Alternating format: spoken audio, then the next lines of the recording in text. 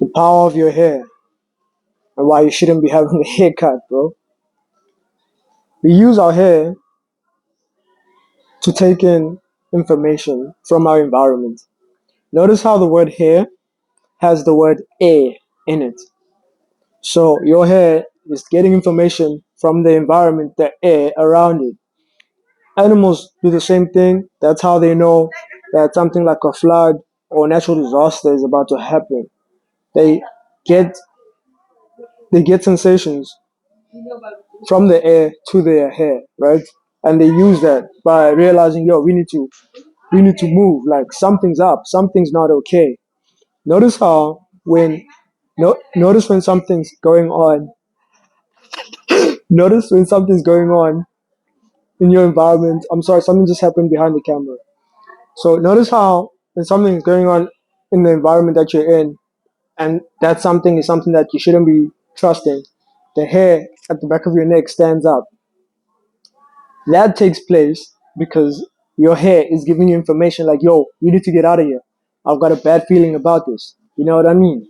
So you cutting your hair is you taking away that ability.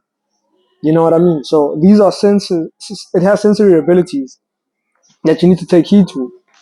God wouldn't put something so close to your mind, your most powerful and most important faculty in your whole body, by a mistake. He did that because he knew that, like, yo, your hair will be giving your mind the right information to thrive. You get me? In your environment, of course.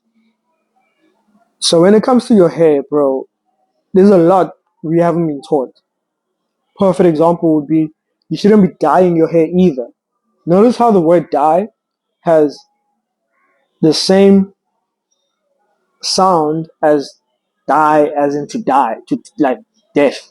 You get me? Like that's because when you dye your hair, you kill its natural sensory abilities. Notice how people who dye their hair have extremely dry hair. It's almost like that natural moisture and that natural vibrancy that hair holds is no longer there the moment they dye their hair. That's because you just killed your hair senses, bro.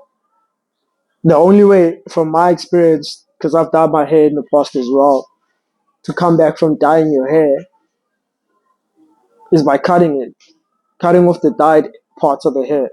Because luckily, fortunately, like hair grows back, but it does suck when you've been on a hair growth journey like 10 years. Now you got a big ass afro or long hair, and you dye everything, and then you wonder why it, even when you dye it black again, it's not the same.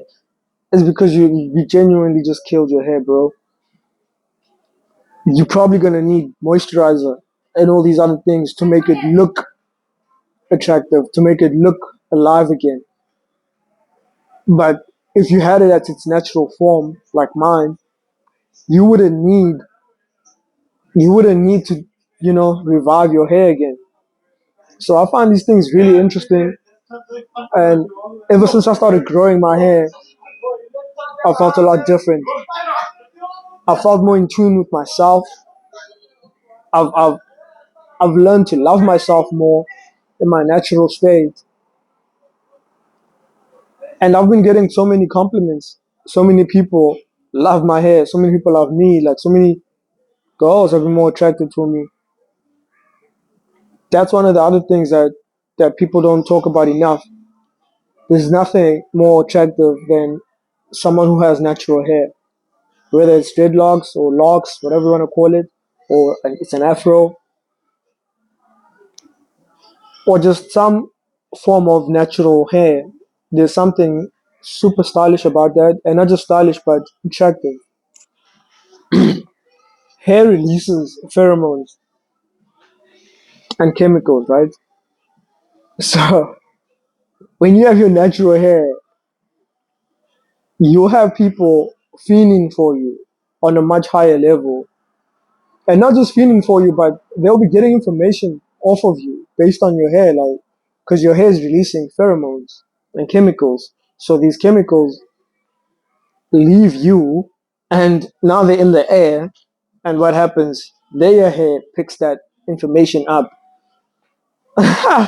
So be wise, be very wise. Because I remember doing a lot of embarrassing shit.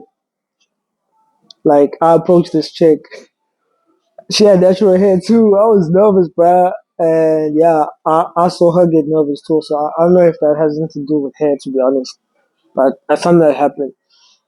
But the point of this video is please do your research on your hair. Hair is very powerful, and your hair holds information. So be very about your hair. If you're having a if you're going to a hair salon, be careful who touches your hair and things like that. Hair is incredibly powerful.